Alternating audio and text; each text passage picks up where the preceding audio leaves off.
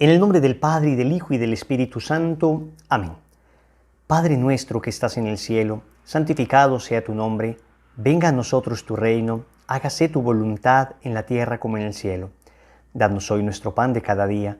Perdona nuestras ofensas, como también nosotros perdonamos a los que nos ofenden. No nos dejes caer en la tentación y líbranos del mal. Amén. ¿Quién como Dios? Nadie como Dios. Un saludo para todos en el Señor. Bienvenidos a la preparación para la consagración total a Jesús por María.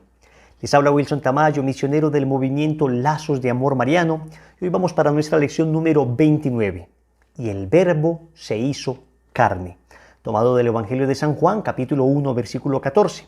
Esta bellísima oración que repetimos todos los ángelus a las 12 del mediodía, et verbum carufactum est, y el Verbo se hizo carne y habitó entre nosotros, precisamente remite a la realidad, al misterio de la encarnación del Hijo de Dios. Hoy vamos a reflexionar sobre el misterio de la encarnación de Jesús, sobre la persona de Cristo, para que lo conozcamos más, para que nos enamoremos más de Él.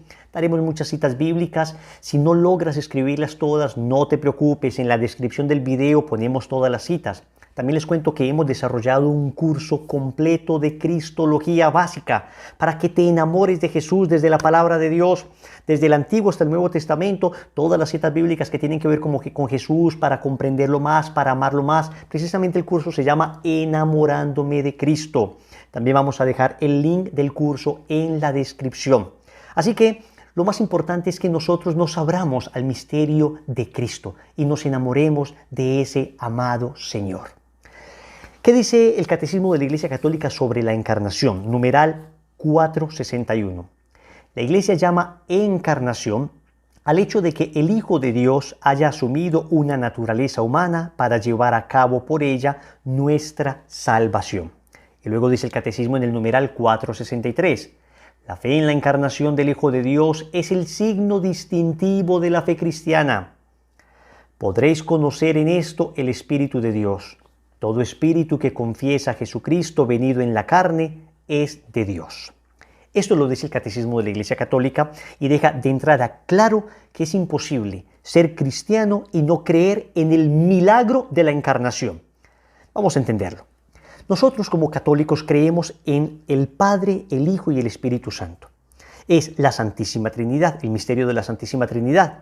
Tres personas distintas y un solo Dios verdadero. Atentos, no son tres dioses, es un solo Dios en el que creemos, pero no es una sola persona, sino que son tres personas. Es un misterio, por consiguiente, es no del todo accesible a nuestra razón, aunque algo podemos comprender de él.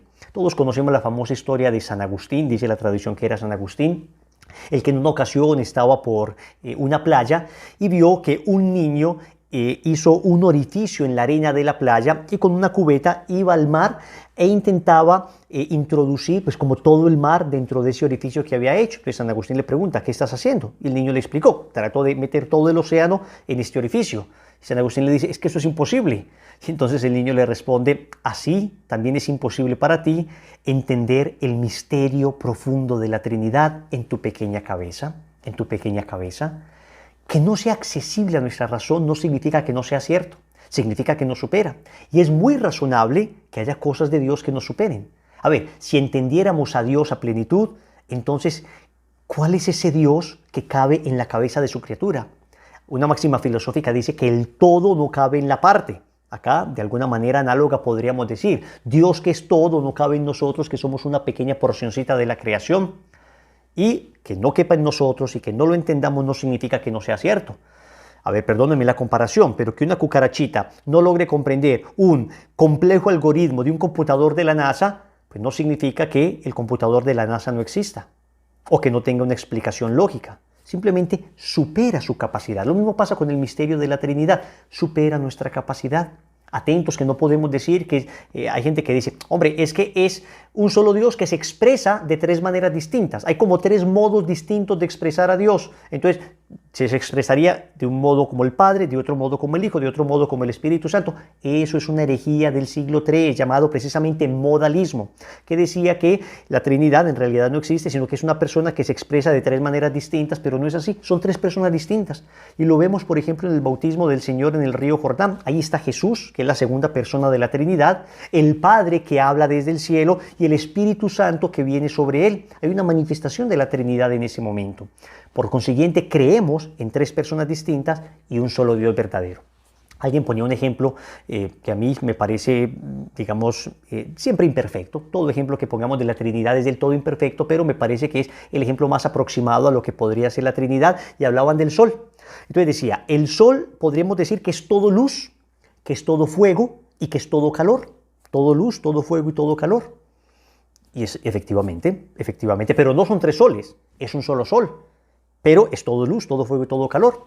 Y sin embargo, luz, fuego y calor se distinguen entre ellos. Porque yo puedo tener, por ejemplo, luz sin tener calor. Tenemos luces frías, por ejemplo. Podemos tener calor sin que haya luz. Por ejemplo, cuando se acaba de quemar algo, está ya apagado, sin embargo lo toco y está caliente. Entonces, hay calor, pero no hay luz. Es decir, son una sola realidad, el sol, y sin embargo podemos decir que es fuego, podemos decir que el sol es todo luz y podemos decir que el sol es todo calor, aunque no son tres soles. ¿Ven? Ya nos enredamos. ¿Qué significa eso? Que algo podemos rasguñar, algo podemos medio entender, pero siempre permanecerá en el misterio. Entonces, la segunda persona de la Trinidad, el Verbo eterno del Padre o el Hijo, y es muy importante que sepamos que el Hijo, el Verbo del Padre, existe desde siempre. ¿Se llamaba Jesús desde siempre? No. En el momento en que se encarna el Verbo del Padre, entonces le llamamos Jesús. Entonces ahí el Verbo eterno del Padre encarnado es Jesús. Jesús. ¿Y cómo sabemos que el Verbo existe desde siempre? Porque el Verbo es el Hijo desde siempre. ¿Y desde hace cuánto Dios Padre es Padre? Desde siempre. Y para que Dios Padre sea Padre, ¿qué necesita? Tener un Hijo. Y si Dios es Padre desde siempre, pues tiene un Hijo desde siempre, desde toda la eternidad. Entonces, ni el Padre, ni el Hijo, ni el Espíritu Santo fueron creados. Existen desde toda la eternidad. En el credo decimos que Cristo es engendrado, no creado. Engendrado, no creado. Es un misterio bellísimo, profundo, lo entendemos desde el amor. El Padre es el que ama, el Hijo es el amado, el Espíritu Santo es el amor entre ellos. Y podemos de ahí rasguñar un poco de ese misterio y, más que entenderlo, dejarnos abarcar por él. Pues San Luis de Montfort, en un libro llamado Amor a la Sabiduría Eterna, entre los numerales 42 y 46, se imagina él cómo habrá sido el momento en que la Trinidad Santa se reunió para decidir salvar al hombre. Y dice, paréceme ver, por decirlo así, a esta amable soberana, está hablando de la sabiduría eterna, de la palabra del Padre, convocando y reuniendo a la Santísima Trinidad para decidir la restauración del hombre, para decidir la elevación nuevamente del hombre después del pecado. Me parece oír a la sabiduría, cuando habla de la sabiduría eterna del Padre se refiere a Cristo, que dice dirigiéndose al Padre, que en la causa del hombre reconoce que realmente éste y su posteridad merecen ser condenados eternamente con los ángeles rebeldes a causa de su pecado, pero que es preciso compadecerse de él porque su pecado, el del hombre, obedece más a debilidad e ignorancia que a malicia. Miren eso tan increíble. ¿Por qué Satanás se condenó y una vez se condenó para siempre? Porque Satanás era un ángel que entendía perfectamente lo que Dios mandaba. Su inteligencia era perfecta. Por consiguiente, no es que él fue ignorante y no entendió bien lo que Dios decía y por debilidad cayó. No, él entendiendo perfectamente lo que Dios pedía se rebeló contra él. En cambio, el hombre actúa muchas veces más por su ignorancia, por su debilidad, no termina de comprender. Nuestra naturaleza no logra comprender todo inmediatamente como la naturaleza angélica, como ya lo vimos en la lección de los ángeles. Ellos aprenden de manera intuitiva, nosotros de una manera discursiva. Entonces dice acá, Montfort se imagina al Padre, el Hijo y el Espíritu Santo reunidos y Jesús diciéndole al Padre, sí, justamente debería condenarse el hombre para siempre, pero el hombre pecó más por ignorancia y fragilidad que por malicia. Observa por una parte que es gran lástima que una obra maestra tan bien lograda permanezca para siempre esclavizada al enemigo y que millones de hombres se vean para siempre condenados por el pecado de uno solo. Está hablando entonces después de la caída de Adán y Eva. Esto es imaginación de Montfort, pero expresa muy bien lo que significó la encarnación. Muestra por otra parte los tronos vacíos del cielo por la caída de los ángeles apóstatas y que sería bien llenarlos de nuevo. e indica la gloria inmensa que Dios recibiría en el tiempo y en la eternidad si se salva al hombre. Viendo la sabiduría eterna que nadie en el universo era capaz de expiar el pecado del hombre, satisfacer a la justicia y aplacar la ira divina, y queriendo al mismo tiempo salvar al desventurado, a quien amaba por naturaleza, halla un medio admirable, proceder asombroso, amor incomprensible llevado al extremo, amable y soberano, se ofrece él mismo en holocausto al Padre para satisfacer su justicia, aplacar su cólera, librarnos de la esclavitud del demonio y de las llamas del infierno y merecernos una eternidad feliz. Su oferta es aceptada, la decisión tomada y decretada. El Verbo del Padre, la sabiduría eterna, es decir, el Hijo de Dios, se hará hombre en el momento oportuno y en las circunstancias señaladas. Miren qué manera tan hermosa como describe Montfort, cómo se imagina él esa reunión celeste en que el Padre, Hijo y Espíritu Santo decidieron salvar al hombre después de que éste había pecado. Por eso la carta a los Gálatas, en el capítulo 4, versículos 4 y 5, dice: al llegar la plenitud de los tiempos, envió Dios a su Hijo, nacido de mujer, nacido bajo la ley, para rescatar a los que se hallaban bajo la ley y para que recibiéramos la adopción filial, para que fuéramos hijos adoptivos de Dios, para que por la gracia fuéramos hijos de Dios. Aquí está entonces el misterio de la encarnación. El Verbo del Padre se hace hombre. Algunos preguntan, bueno, entonces si el hombre no hubiera pecado, igual se hubiera encarnado la segunda persona de la Trinidad. Es algo que no sabemos. Hay, digamos, dos escuelas teológicas, una más dominica y una más franciscana, ¿no? Los franciscanos son más de la línea de decir, sí, aunque el hombre no hubiera pecado, el Verbo del Padre se hubiese hecho hombre para divinizar al hombre, porque ya vamos a ver las razones por las cuales se encarnó el Hijo de Dios.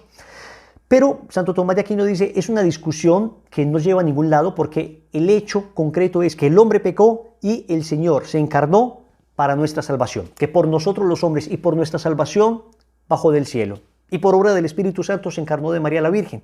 Entonces, si hubiera encarnado o no se hubiera encarnado, pues no sabemos. Santo Tomás dice, pues no, es una discusión que no va a llegar a ningún lugar porque efectivamente pecamos y se encarnó para rescatarnos.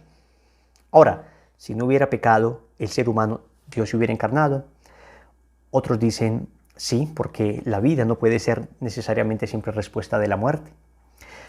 Yo personalmente, y mi juicio no vale nada, pero yo personalmente creo que sí.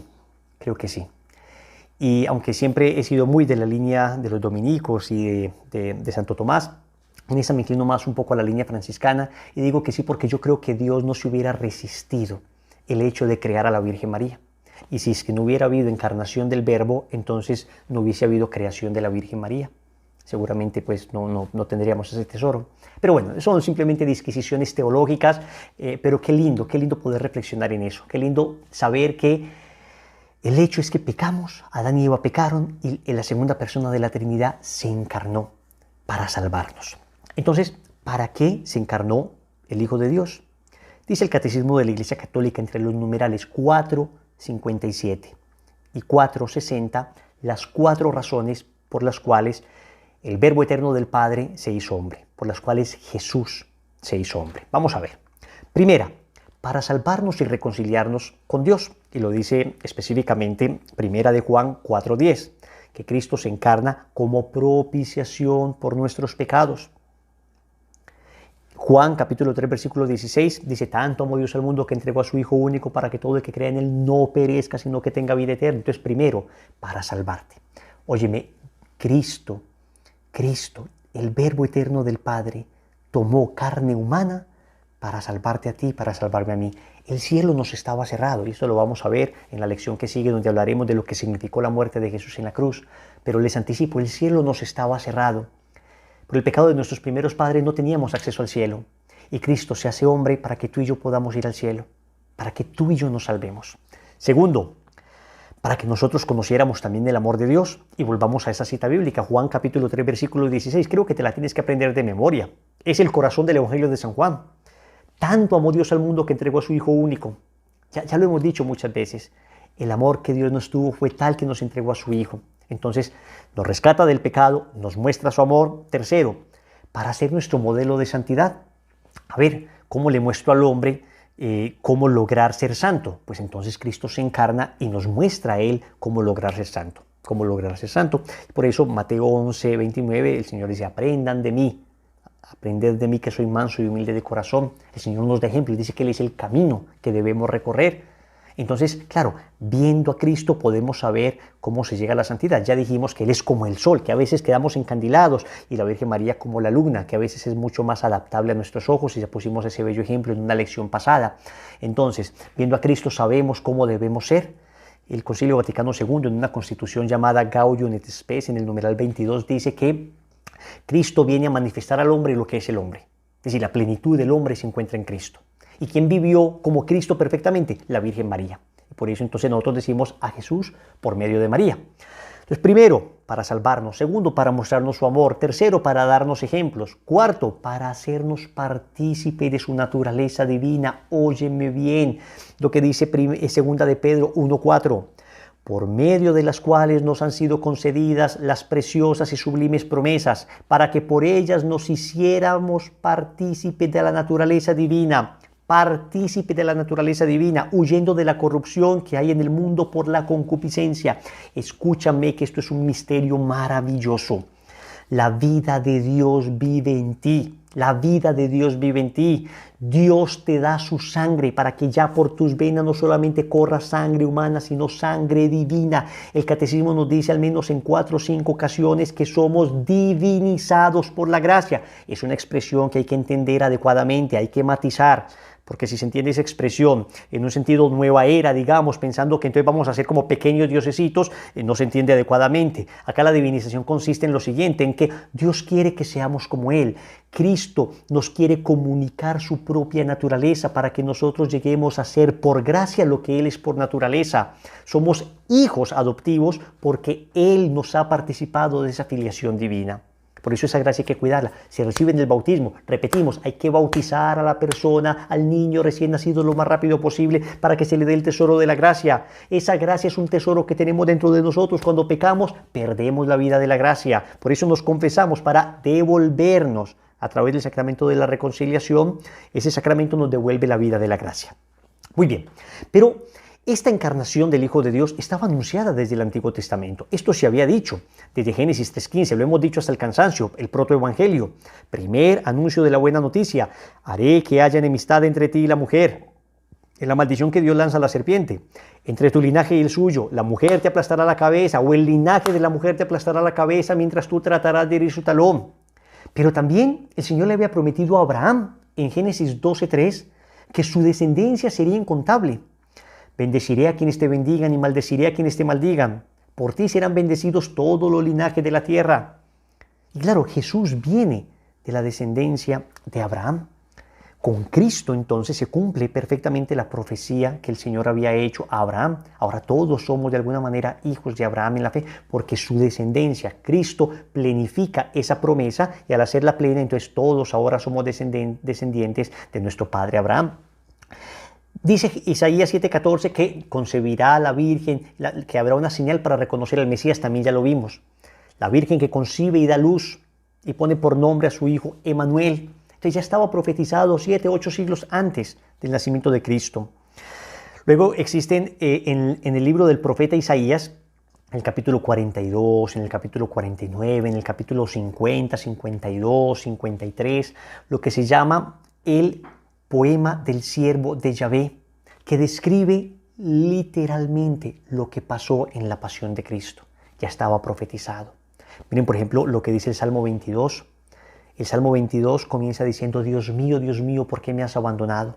Fue exactamente lo que dijo Jesús en la cruz. ¿Ven?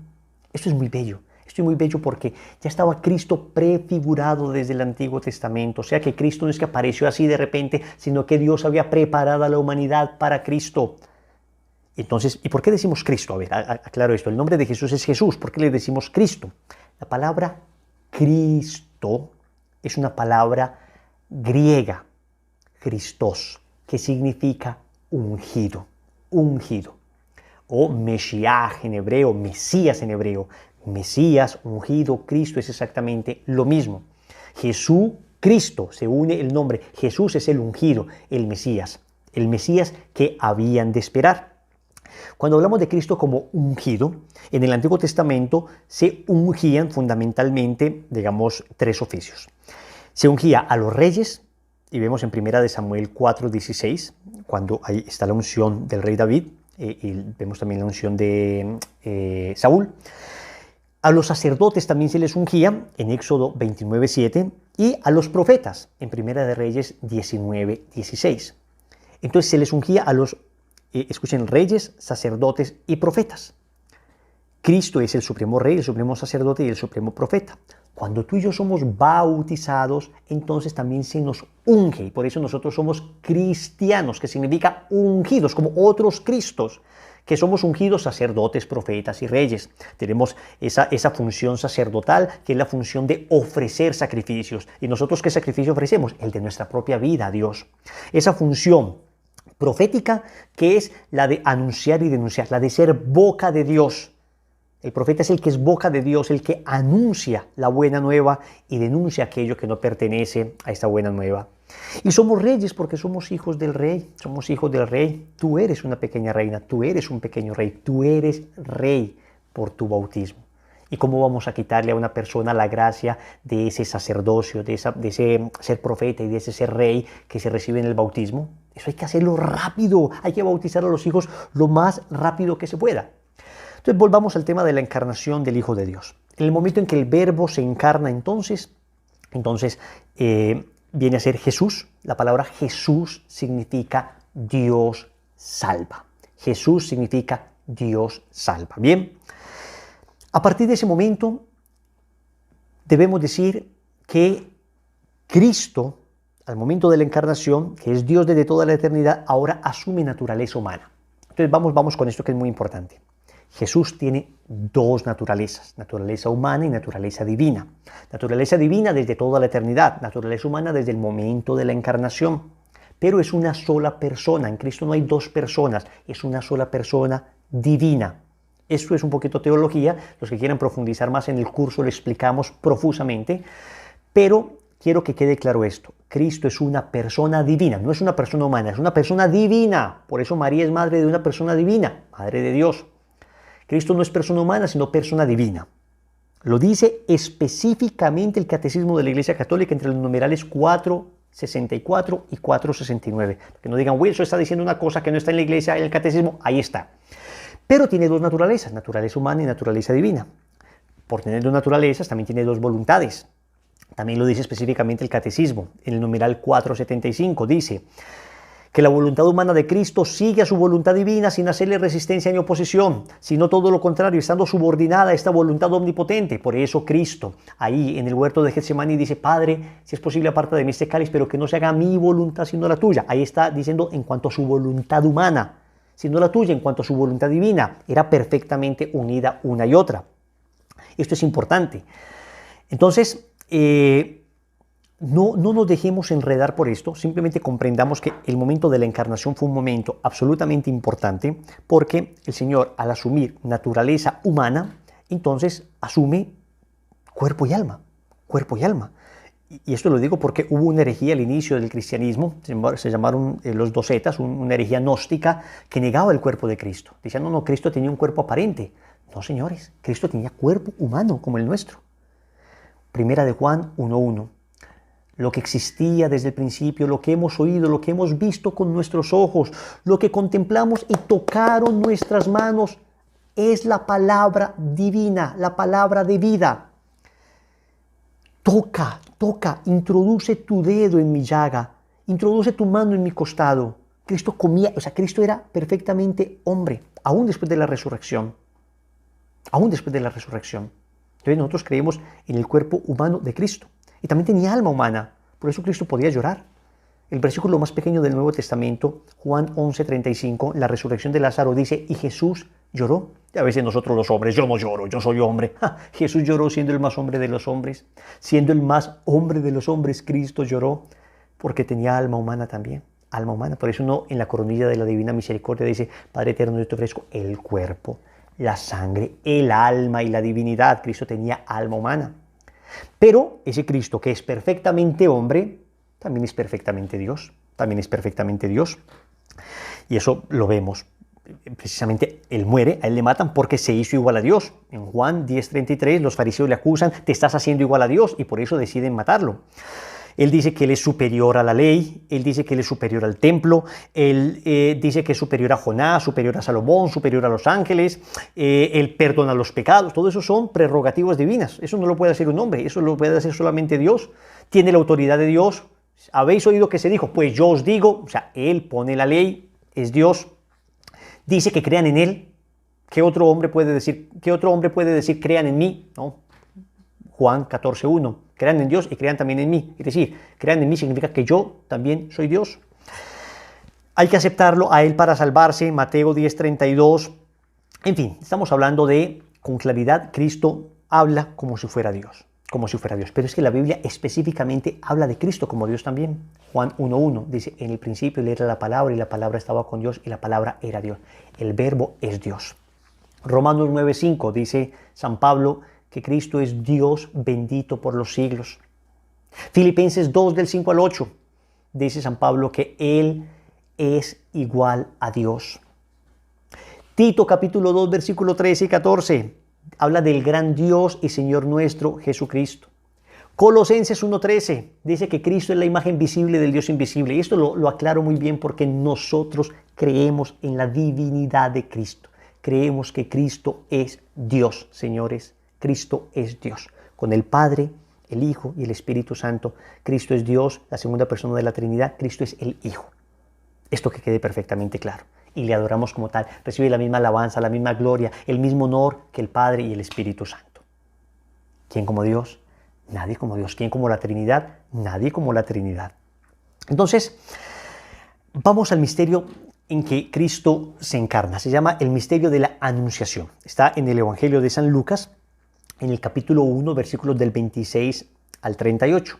El ángel Gabriel fue enviado por Dios a una ciudad de Galilea llamada Nazaret, a una virgen desposada con un hombre llamado José de la casa de David. La virgen se llamaba María. Ya hemos meditado muchos pasajes de allí. El ángel la saluda diciéndole, alégrate María, llena de gracia, el Señor es contigo. Ella no entendió ese saludo. ¿Qué significa esto? Y no temas, María, porque has hallado gracia ante Dios. Concebirás y darás a luz un hijo, al que pondrás por nombre Jesús. Él será grande y será justamente llamado Hijo del Altísimo. El Señor Dios le dará el trono de David su padre y reinará sobre la casa de Jacob por años sin términos. María dice, pero ¿cómo será esto si no conozco varón? María había hecho un voto de virginidad. Yo no conozco varón. Y el ángel le dice, no te preocupes, el Espíritu Santo descenderá sobre ti y el poder del Altísimo te cubrirá con su sombra. Por eso el que nacerá de ti será santo y justamente llamado Hijo del Altísimo. Y ahí le habla de lo que había pasado con su prima Isabel. Está el sexto mes, la que llamaban estéril, porque para Dios no hay nada imposible. Y en ese momento yo me quiero detener, antes de que la Virgen responda, porque hay un bellísimo pasaje de San Bernardo que se sitúa en ese momento. Y San Bernardo, situándose en ese momento, digamos, espiritual, místicamente, hace un poema a la Virgen y le dice, oíste, Virgen, que concebirás y darás a luz a un hijo. Oíste que no será por obra de varón, sino por obra del Espíritu Santo. Mira que el ángel aguarda tu respuesta, porque ya es tiempo de que vuelva el Señor que lo envió. También nosotros, los condenados infelizmente a muerte por la divina sentencia, esperamos, Señora, esta palabra de misericordia. Se pone entre tus manos el precio de nuestra salvación. Enseguida seremos librados y conscientes. Por la palabra eterna de Dios fuimos todos creados y a pesar de eso morimos. Mas por tu breve respuesta seremos ahora restablecidos para ser llamados de nuevo a la vida. Esto te suplica, oh piadosa Virgen, el triste Adán desterrado del paraíso con toda su miserable posteridad. Esto te lo suplica Abraham, esto David, con todos los santos antecesores tuyos, que están retenidos en la región de la sombra de la muerte. Eso mismo te pide el mundo todo postrado a tus pies. Hasta la encarnación y muerte de Cristo y su resurrección, todos estaban en un lugar que se llamaba el seno de Abraham o el Sheol. Nadie había subido al cielo. Cristo dice, nadie ha ido al Padre sino el que viene del Padre. Entonces todos estaban esperando que la Virgen diera su respuesta. Eso es lo que se imagina San Bernardo. Y no sin motivo aguarda con ansia tu respuesta, porque de tu palabra depende el consuelo de los miserables, la redención de los cautivos, la libertad de los condenados, la salvación finalmente de todos los hijos de Adán, de todo tu linaje. Da pronto tu respuesta. Responde presto al ángel, o por mejor decir, al Señor por medio del ángel. Responde una palabra y recibe al que es la palabra. Miren qué belleza. Responde fiat, sí, hágase, y recibe al verbo que es la palabra del Padre. Pronuncia tu palabra y concibe la divina. Emite una palabra fugaz y acoge en tu seno a la palabra eterna. ¿Por qué tardas? ¿Qué recelas? Cree, di que sí y recibe. Miren la manera como le expresa San Bernardo, como una angustia, como vamos, vamos María, dilo. Claro, María no se demoró, pero es una manera de San Bernardo expresar la importancia dramática de ese momento. Que tu humildad se revista de audacia y tu modestia de confianza. De ningún modo conviene que esta sencillez virginal se olvide aquí de la prudencia. En este asunto no temas, virgen prudente, la presunción, porque aunque es buena la modestia en el silencio, más necesaria es ahora la piedad en tus palabras. Abre, virgen dichosa, el corazón a la fe, los labios al consentimiento, las castas entrañas al Creador. Mira que el deseo de todas las gentes está llamando a tu puerta. Si te demoras en abrirle, pasará adelante y después volverás con dolor a buscar al amado de tu alma. Acá está citando un pasaje del Cantar de los Cantares. Levántate, corre, abre, levántate por la fe, corre por la devoción, abre por el consentimiento. Y entonces la Virgen responde, he aquí la esclava del Señor, hágase en mí según tu palabra. ¡Qué hermosura! A mí me emociona esto, se dan cuenta que me emociona porque estamos hablando de ese momento sublime de la encarnación donde Dios se compadece del hombre y se hace hombre.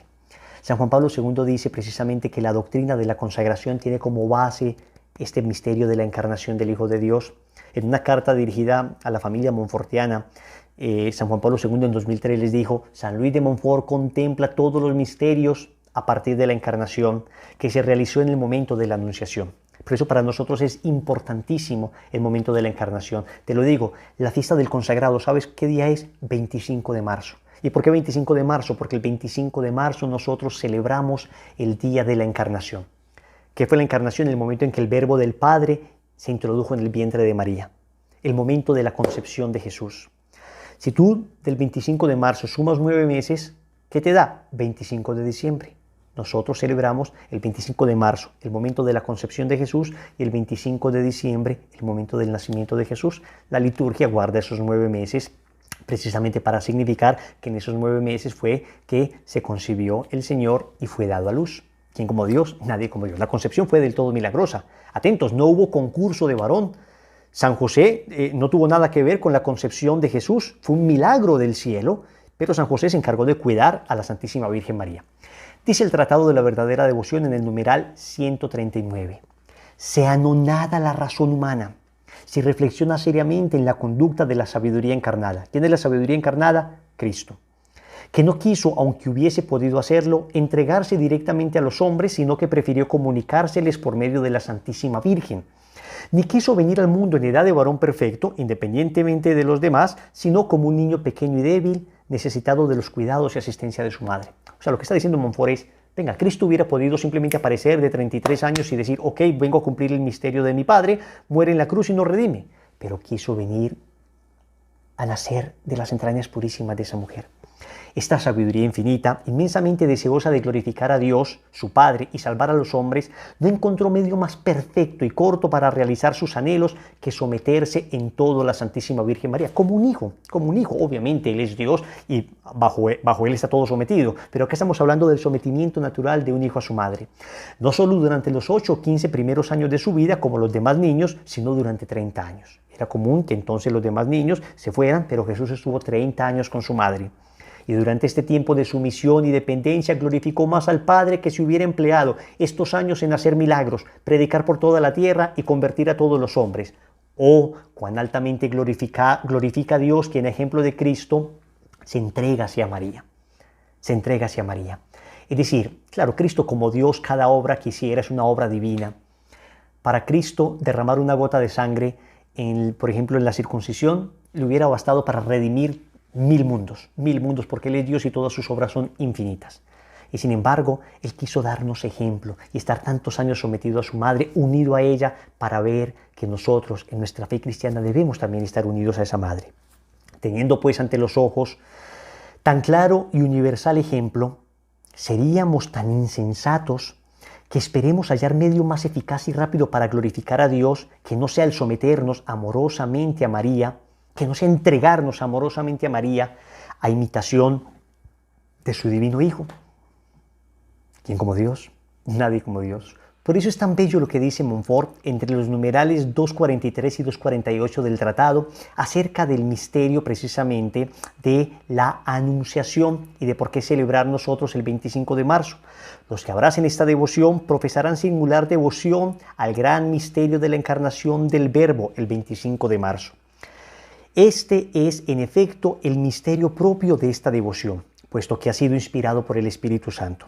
Primero, para honrar e imitar la dependencia inefable que Dios Hijo quiso tener respecto a María para gloria del Padre y para nuestra salvación.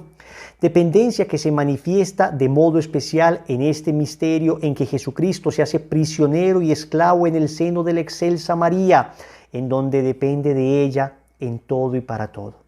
Cristo se quiso introducir en el seno de su madre y allí depender completamente de ella, digamos biológicamente, de que María se alimentara de sus cuidados. Segundo, para agradecer a Dios las gracias incomparables que otorgó a María y especialmente el haberla escogido por su dignísima madre, elección realizada precisamente en este bello misterio. ¿Quién como Dios? Nadie como Dios. Entonces, mis queridos hermanos, celebramos nosotros el misterio de la encarnación del Hijo de Dios.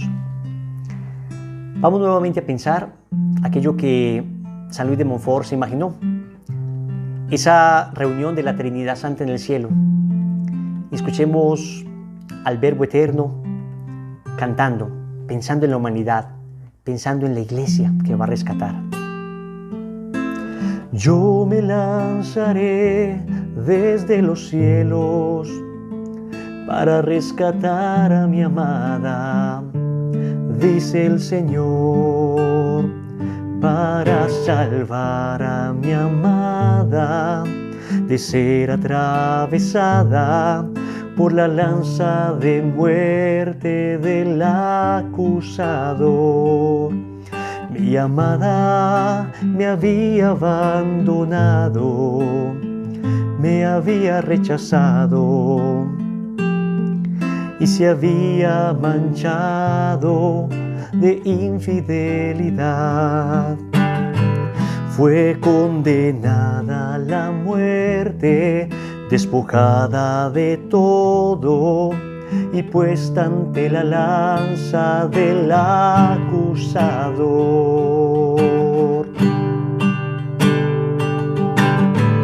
Yo me lancé desde los cielos y me encarné en el seno de una virgen mujer, y al llegar la plenitud de los tiempos, entregué mi cuerpo y sangre para salvar a mi amada.